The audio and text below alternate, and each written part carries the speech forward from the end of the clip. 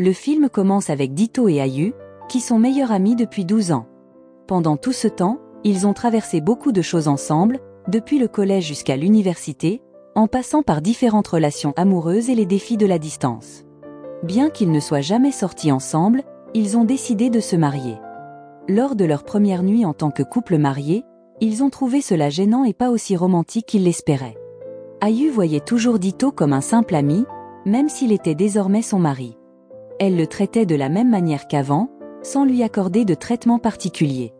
De son côté, Dito essayait de lui montrer son amour, mais Ayu n'était pas prête à l'accepter.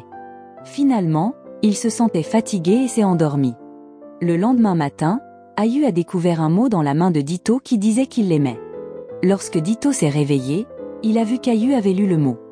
Même si leur première nuit ne s'était pas bien passée, il lui a proposé de passer la matinée ensemble. Ayu, voyant la sincérité de Dito, n'a pas pu refuser. Ils ont souri tous les deux, heureux de commencer leur nouvelle vie ensemble. Depuis ce jour, Ayu et Dito se sentaient comme les personnes les plus chanceuses et les plus heureuses du monde. Ils ont décidé de vivre chaque jour comme s'ils sortaient ensemble. Ils montraient leur amour partout, pas seulement à la maison, mais aussi en public. Ils n'étaient pas timides et exprimaient leurs sentiments librement. Ils voyaient leur relation comme une amitié spéciale fondée sur un amour profond et une grande complicité.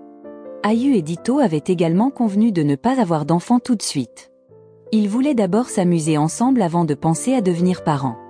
Ce choix leur a permis de se concentrer sur leur amour et de profiter de chaque moment passé ensemble. Leurs amis étaient même jaloux de leur romance.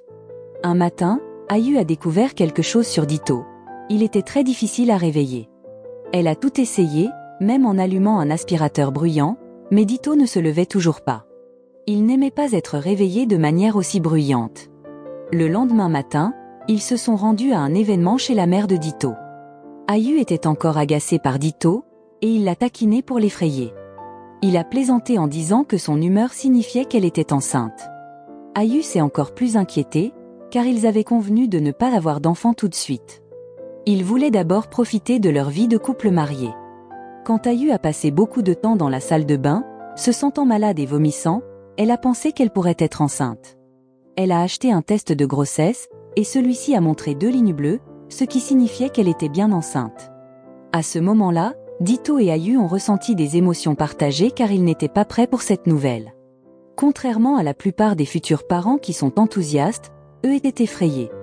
Avoir un bébé signifie de grands changements, et Dito et Ayu étaient inquiets de pouvoir gérer ces changements. Ils ne se sentaient pas prêts émotionnellement, financièrement ou physiquement à devenir parents. Cela les rendait anxieux et confus quant à leur avenir. Le jour suivant, la maladie d'Ayu montrait que son corps commençait à s'adapter à la grossesse. Bien que cette nouvelle soit inattendue, Ayu et Dito avaient besoin de temps pour s'adapter et réfléchir ensemble à la meilleure façon de gérer la situation. Une nuit, Ayu a fait un rêve où elle était enceinte et accouchait, ce qui était très douloureux. Dans son rêve, Dito l'a quittée parce que son corps avait changé après l'accouchement. Quand Ayu s'est réveillée et lui a raconté son rêve, il l'a surprise en lui disant qu'il l'aimerait toujours. Peu importe comment son corps changerait, que ce soit avant la grossesse, pendant la grossesse, ou même quand elle serait vieille. Finalement, ils ont accepté la situation. Peu de temps après, Ayu est allée chez un médecin qui leur a annoncé qu'elle était déjà enceinte de 8 semaines. Cependant, la joie qu'Ayu et Dito ressentaient s'est transformée en peur à mesure que la date d'accouchement approchait. Le médecin leur a expliqué que l'accouchement serait très douloureux, avec de fortes contractions, un risque de saignement, ou même la possibilité d'une césarienne qui pourrait mal se passer. De retour à la maison, la peur d'Ayu a encore augmenté après que sa mère et sa belle-mère lui aient dit les mêmes choses inquiétantes que le médecin. Ayu se sentait encore plus incertaine et effrayée. Elle a donc décidé de lire des livres plus rassurants sur la grossesse, sans histoire effrayante, pour l'aider à se sentir plus sereine face à l'accouchement. Ayu, tellement effrayée, s'est plongée dans la lecture de nombreux ouvrages sur la grossesse. Elle est devenue très occupée dans son propre monde et a oublié Dito, qui était à ses côtés. Cela l'a mis en colère. Il ressentait moins d'amour pour Ayu à cause du bébé et a décidé de partir à un concert à Bornéo sans lui dire, alors qu'elle dormait encore. Mais Ayu s'est réveillée et a soudainement voulu rejoindre Dito au concert, car elle ne supportait pas l'idée d'être loin de lui, même pour 3 jours. C'était à cause de sa grossesse et des changements hormonaux. Entre-temps, Dito a essayé de réserver un billet d'avion pour Ayu. Le billet coûtait 10 fois plus cher que d'habitude, mais il l'a payé sans rien lui dire. Il était déjà agacé par elle, et cela l'a encore plus irrité. Une fois arrivé à l'hôtel, Ayu se sentait fatigué et voulait juste dormir, sans rejoindre Dito au concert. Dito trouvait qu'Ayu était trop faible pendant sa grossesse et voulait qu'elle vienne à son concert. Frustré, il l'a laissée à l'hôtel, ce qui a rendu Ayu très triste. Pendant ce temps, Dito est resté en colère durant sa performance. Après le concert, Dito s'est calmé et s'est demandé pourquoi il était si en colère contre sa femme. Quand il est retourné dans la chambre d'hôtel, il a trouvé Ayu en train de pleurer, terrifié à l'idée que Dito la quitte. Là, il s'est excusé et lui a dit qu'il serait toujours là pour elle. Il l'a serrée dans ses bras, et leur relation est redevenue normale. Un jour, Ayu s'est sentie très contrariée après avoir rencontré deux de ses amis célibataires. Elle parlait de leur projet de vacances, et Ayu s'inquiétait parce qu'elle n'avait pas voyagé depuis son mariage. Elle avait l'impression que sa vie n'était plus aussi libre qu'avant, et son anxiété grandissait, car elle avait l'impression de manquer les expériences et la liberté que ses amis continuaient à vivre. De son côté, Dito comprenait qu'Ayu avait besoin d'une pause, alors il a décidé de planifier des vacances à Bali pour lui faire plaisir. Ils ont organisé un voyage spécial pour profiter de l'air marin et de la beauté de l'île. À ce moment-là, Ayu et Dito étaient enthousiastes, car ils n'avaient pas eu de vacances consacrées à eux depuis leur mariage, 9 mois plus tôt. Cependant, pendant le voyage, Dito se sentait mis à l'écart parce qu'Ayu était toujours concentré sur leur bébé. Se sentant seul, il a invité un ami de son groupe, qui se trouvait aussi à Bali. Mais Ayu n'a pas aimé cette idée, car elle voulait passer du temps de qualité seule avec Dito.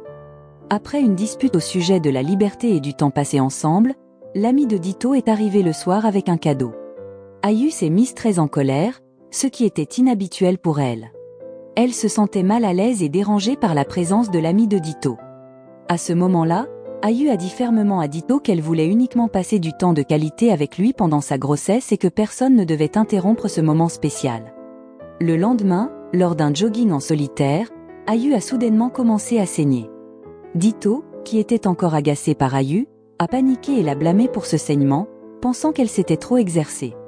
Ils ont été très soulagés lorsque la sage-femme leur a dit que leur bébé était en bonne santé et que tout était normal. Ils ont alors compris qu'ils avaient besoin l'un de l'autre et ont promis de se soutenir mutuellement.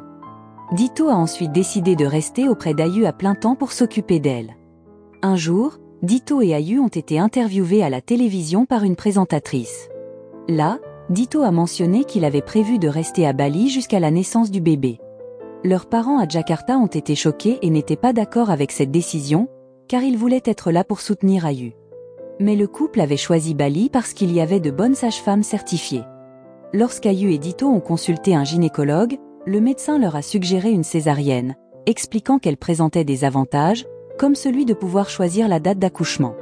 Ce conseil les a effrayés et laissés confus. Ils sont sortis du rendez-vous avec de nombreuses questions sur la meilleure manière pour Ayu d'accoucher. Après cet incident, Dito a finalement partagé ses sentiments avec Ayu à la maison. Il a avoué que depuis qu'Ayu était enceinte, il avait l'impression de devenir moins important pour elle. Dito craignait qu'une fois le bébé né, Ayu l'oublie encore davantage. Ayu l'a alors rassuré doucement. Elle lui a dit que son amour pour lui ne changerait jamais. Dito était son premier amour et resterait toujours important à ses yeux. Elle a expliqué que le bébé était un cadeau spécial pour eux deux, une forme d'amour différente. Cette discussion a aidé Dito et Ayu à mieux se comprendre et à confirmer leur engagement à affronter les changements à venir. Ils savaient que l'arrivée du bébé transformerait leur relation, mais leur amour et leur compréhension mutuelle leur permettraient de surmonter cette épreuve. Cependant, la joie d'Ayu a été de courte durée, car Dito devait retourner à Jakarta pour un concert. À contre-cœur, elle est restée seule à Bali, entourée par le magnifique paysage. Sa tristesse a augmenté lorsqu'elle a appris du médecin que son bébé était en position de siège et qu'une césarienne serait nécessaire. Malgré sa tristesse, Ayu a réussi à rassurer Dito au téléphone. Il lui a conseillé de parler au bébé, espérant un accouchement naturel. Une nuit, Ayu a ressenti de fortes contractions, et ils ont pensé que le bébé allait bientôt arriver. Ils sont allés voir la sage-femme, mais de minuit jusqu'à l'après-midi suivant, son travail n'a pas progressé comme prévu. La sage-femme leur a alors conseillé d'amener Ayu à l'hôpital, car un accouchement naturel pourrait être dangereux pour elle. Mais il tenait vraiment à ce que l'accouchement se fasse naturellement. Avec peur et anxiété, Dito n'arrêtait pas de demander au bébé de sortir de manière naturelle. Après beaucoup de patience, Ayu a finalement accouché naturellement et en toute sécurité. Ils ont nommé leur bébé Dia Sekalabumi, ce qui signifie l'amour de Dito et Ayu visible sur cette terre. Le petit bébé a été accueilli avec joie par Dito, Ayu, ainsi que leurs amis et familles les plus proches. Le film se termine. La leçon morale de ce film est que le mariage est quelque chose qui doit être préparé avec soin, en particulier la responsabilité d'avoir un bébé.